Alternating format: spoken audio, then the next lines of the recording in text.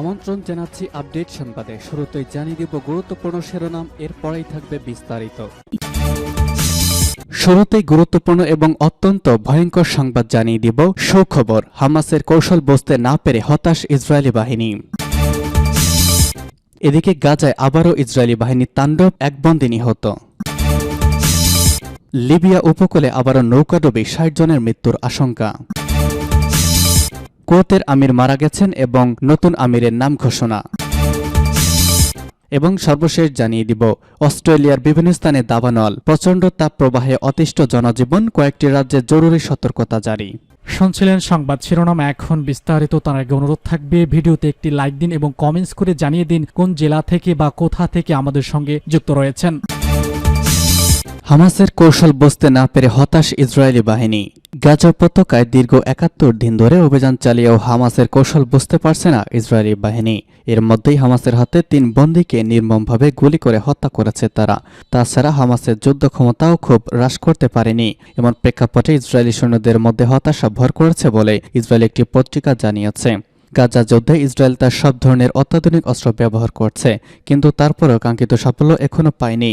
ফিলিস্তিনি প্রতিরোধ আন্দোলন হামাসের পর্যবেক্ষণ পোস্ট, স্নাইপার অবস্থান, মর্টার লঞ্চার, অ্যান্টি ট্যাঙ্ক ক্ষেপণাস্ত্র, কমান্ড সেন্টার, আর্ম ক্যাশে তাদেরকে অস্থির করে ফেলেছে। সেই সাথে আছে মাটির নিচে থাকা হামাসের বিশাল সুড়ঙ্গ নেটওয়ার্ক। ইসরায়েলি সূত্র জানিয়েছে, হামাসের হাতে আটক পণবন্দীদের শনাক্ত করতে না পারায় তারা সবচেয়ে বেশি হতাশ হয়ে পড়েছে। ওই ৩ জন নিহত হওয়ার বিষয়টি তাদেরকে আরও বেশি রহস্য ফেলে দিয়েছে। হামাসের হাত থেকে তারা কিভাবে পালাতে সক্ষম হলো তারা তা বুঝতে পারছে না। তারা কি আসলেই পালিয়েছে নাকি হামাসই তাদেরকে ছেড়ে দিয়েছে? এই প্রশ্নের জবাব পাচ্ছে না। আর হামাস তাদের ছেড়ে দিলে তা কতদিন আগে দিয়েছে? এই কয়েকদিন তারা কোথায় ছিল? ইসরায়েলের সাউদার্ন কমান্ডের এক সিনিয়র অফিসার প্রাথমিক তদন্ত প্রতিবেদনের উদ্ধৃতি দিয়ে কিছু তথ্য প্রকাশ করেছেন।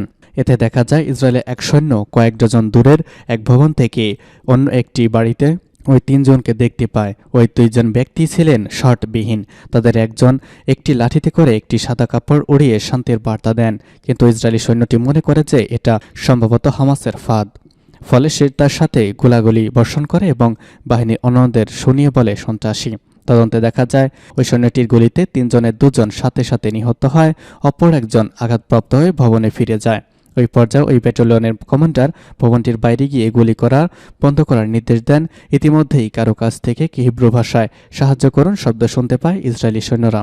কয়েক সেকেন্ড পর আঘাত নিয়ে সরে যাওয়া তৃতীয় ব্যক্তিটি আবার বাইরে আসেন। তখন আরেক সৈন্য তাকে গুলি করে হত্যা করে। ব্যাটালিয়ন কমান্ডার তখন বুঝতে পারছেন যে এই তৃতীয় ব্যক্তির চেহারা অন্যরকম।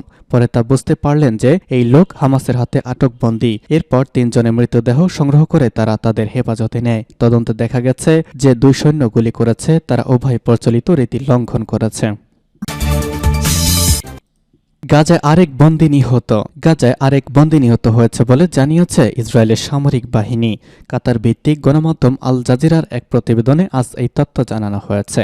প্রতিবেদনে বলা হয়েছে, ইসরায়েলের সামরিক বাহিনী পরিচালিত রেডিও জানিয়েছে, দক্ষিণ ইসরায়েলে হামাসের হামলার সময় বন্দী ইনবার হাইম্যান গাজায় মারা গেছেন। প্রতিবেদনে বলা হয়েছে, ইসরায়েলি বাহিনী দাবি করেছে হাইম্যানকে হামাস হত্যা করা হয়েছে। এ সময় তার মৃত্যুর বিস্তারিত তথ্য তাৎক্ষণিকভাবে পাওয়া যায়নি বলে জানিয়েছে তারা। কান নিউজ পাবলিক ব্রডকাস্টার জানিয়েছে, হাইম্যান গত ৭ অক্টোবর গাজার কাছে সুপারনোভা মিউজিক ফেস্টিভ্যালে নিহত ছিলেন। তার মৃত্যুতে ইসরায়েলের সামরিক বাহিনী বলেছে, তার আগে তারা ভুলবশত হামাস যোদ্ধা ভেবে তাদের এই 3 বন্দীকে হত্যা করেছে। সূত্র জানাচ্ছে আল জাজিরা। লিবিয়া উপকূলে আবারও নৌকাডুবি, ৬০ জনের মৃত্যুর আশঙ্কা।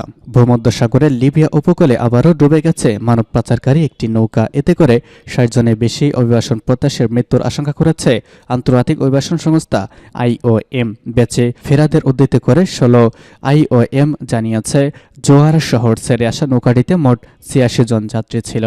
বিবিসির খবর অনুসারে সাগরে উচ্চ ঢেউয়ের কারণে নৌকাটি যাত্রীসহ ডুবে যায়। এতে শিশুসহ ৬০ অভিবাসী প্রত্যাশী নিখোঁজ রয়েছে এবং তাদের মৃত বলে ধারণা করা হচ্ছে। ভূমধ্যসাগর পাড়ি দিয়ে ইউরোপে প্রবেশ করতে চাওয়া অভিবাসন প্রত্যাশীদের জন্য প্রধান পয়েন্টগুলোর মধ্যে লিবিয়া উল্লেখযোগ্য। চলতি বছর তিউনিসিয়া ও লিবিয়া থেকে 1,53,000-এর বেশি অভিবাসন প্রত্যাশী ইতালিতে পৌঁছেছে। IOM এই রুটকে বিশ্বের সবচেয়ে বিপজ্জনক অভিবাসন রুটগুলোর একটি করে তুলেছে। এই পথে শুধু এই বছরই সাগর পাড়ি দিতে গিয়ে 2,200-এর বেশি মানুষের প্রাণের মৃত্যু হয়েছে।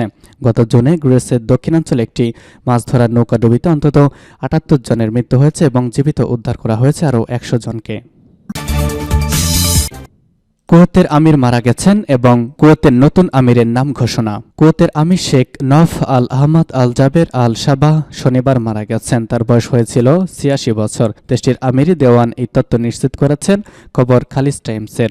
আমিরি দেওয়ান বিষয়ক মন্ত্রী শেখ মোহাম্মদ আব্দুল আল মোবারক আল সাবাহর বিবৃতি অনুসারে 29 নভেম্বর কুয়েতের আমিরকে একটি হাসপাতালে ভর্তি করা হয়েছিল। জরুরি স্বাস্থ্য সমস্যার কারণে তিনি চিকিৎসাধীন ছিলেন। সৎ ভাই শেখ সাবাহ আল আহমদ আল জাবের আল সাবাহের বয়স 91, মৃত্যুর পর 2020 সালের সেপ্টেম্বরে কুয়েতের আমির হিসেবে শপথ নিয়েছিলেন শেখ নওয়াব। তার ভাই যুক্তরাষ্ট্রে মৃত্যুবরণ করেছিলেন। কুয়েতের রাষ্ট্রীয় টেলিভিশনে প্রচারিত একটি বিবৃতিতে বলা হয়েছে, অত্যন্ত দুঃখের সঙ্গে কুয়েত রাজ্যের আমির শেখ নওফ আল আহমদ আল সাবাহ এর মৃত্যুতে আমরা শোক প্রকাশ করছি। তিনি 2021 সালের মার্চ মাসে নির্দিষ্ট মেডিকেল পরীক্ষার জন্য যুক্তরাষ্ট্রে এসেছিলেন। কুয়েতের নেতাদের স্বাস্থ্য দেশের জন্য সংবেদনশীল বিষয়। কুয়েতের সার্বভৌমতা শাসক আল সাবাহ পরিবারের হাতেই থাকে। শেখ নওয়াবকে তার সৎ ভাই শেখ সাবাহ আল আহমেদ আল সাবাহ 2006 সালে ক্রাউন প্রিন্স মনোনীত করেছিলেন। শেখ সাবাহ তার কূটনৈতিক ও শান্তি প্রতিষ্ঠার জন্য সমগ্র অঞ্চলে পরিচিত ছিলেন। শেখ নওয়াব এর আগে কুয়েতের অভ্যন্তরীণ ও প্রতিরক্ষা মন্ত্রী হিসেবে দায়িত্ব পালন করেছিলেন, কিন্তু সরকারের তাকে বিশেষভাবে সক্রিয় হিসেবে দেখা যায়নি। শেখ মোহাল আল জাবের সবচেয়ে বিশ্বের বয়স্ক ক্রাউন প্রিন্স হিসেবে পরিচিত। তিনি কুয়েতের শাসক হিসেবে দায়িত্ব নিতে প্রস্তুতি নিয়েছেন। এদিকে শেখ আল মোহাম্মদ আল জাবের আল সাবের মৃত্যুর কয়েক ঘন্টার মধ্যেই কুয়েতের আমির হিসেবে ক্রাউন প্রিন্স মেশাল আল আহমেদ আল জাবের আল সাবের নাম ঘোষণা করা হয়েছে। 83 বছর বয়সী শেখ মেশাল বিশ্বের সবচেয়ে বয়স্ক ক্রাউন প্রিন্স হিসেবে পরিচিত। নওয়াবের মৃত্যুর পর মেশালই আমির হবেন তা আগে থেকেই আলোচনার শীর্ষে ছিল। কুয়েতের উপপ্রধানমন্ত্রী ও মন্ত্রিসভার মন্ত্রী নতুন আমির হিসেবে শেখ মাসালের নাম ঘোষণা করেছেন। অবশ্য নওয়াব অসুস্থ থাকায় কুয়েতের রাষ্ট্রীয় বহু গুরুত্বপূর্ণ দায়িত্ব পালন করেছিলেন ক্রাউন প্রিন্স মেশাল। যুক্তরাষ্ট্রের ভাইস প্রেসিডেন্ট কমলা হ্যারিসের সঙ্গে সঙ্গে তিনি বৈঠক করেছিলেন। কুয়েতের সংসদ ভেঙে দেওয়ার মতো ঘোষণাও দিয়েছিলেন তিনি। 2020 সালে মেশালকে যখন ক্রাউন প্রিন্স ঘোষণার সময় বিতর্কের সৃষ্টি হয়েছিল, কারণটা ছিল তার বয়সের। কুয়েতের শাসকরা পরবর্তী প্রজন্মের হাতে এখনই শাসনভার দিতে রাজি নয়, বিদায় মেশালকে ক্রাউন প্রিন্স ঘোষণা করা হয়েছিল। 86 বছর বয়সে শনিবার না ফেরার দেশে পাড়ি জমান আমির শেখ নওয়াল আল আহমেদ আল জাবের আল সাবাহ। খালিজ টাইমসের খবরে বলা হয়েছে, কুয়েতের আমিরি দেওয়ান তাদের শাসকদের মৃত্যুর খবর নিশ্চিত করেছে। কুয়েতের আমিরি দেওয়ান বিশেষ একটি মন্ত্রণালয়, যার দায়িত্ব পালন করেছেন শেখ মোহাম্মদ আবদুল্লাহ আল মোবারক আল সাবাহ। আমির শেখ নওয়াব আল আহমেদ আল জাবের আল সাবের মৃত্যুর বিষয়টি নিশ্চিত করেছেন। শেখ মোহাম্মদ আবদুল্লাহ একটি বিবৃতিতে বলেছেন, শারীরিক অসুস্থতার কারণে গত 29 নভেম্বর কুয়েতের আমিরকে হাসপাতালে ভর্তি করা হয়েছে। এরপর থেকেই তিনি চিকিৎসাধীন ছিলেন। কুয়েতের রাষ্ট্রীয় টেলিভিশন একটি বিবৃতিতে আমিরের মৃত্যুর বিষয়টি নিশ্চিত করেছেন। গণমাধ্যমটির খবরে বলা হয়েছে, অত্যন্ত দুঃখের সঙ্গে কুয়েত রাজ্যের আমির শেখ নওফ আল আহমেদ আল সাবারের মৃত্যুতে আমরা শোক প্রকাশ করেছি। উল্লেখ্য যে কুয়েতের সর্বোচ্চ ক্ষমতাশাসক দল সাবাহের পরিবারের হাতেই থাকে, ফলে তাদের স্বাস্থ্য দেশের জন্য সংবেদনশীল বিষয়গুলো নিয়ে সচরাচর আলোচনা হয় না। 2020 সালের সেপ্টেম্বরে কুয়েতের আমির হিসেবে শপথ নিয়েছিলেন শেখ নওয়াব। এর আগে দেশটির শাসক ছিলেন শেখ আল সাবাহ আল আহমদ আল জাবের আল সাবাহ। বয়স 91, তিনি ছিলেন নোয়াকশেপের সৎ ভাই। 2006 সালে ক্রাউন প্রিন্স মনোনীত হয়েছিলেন তিনি।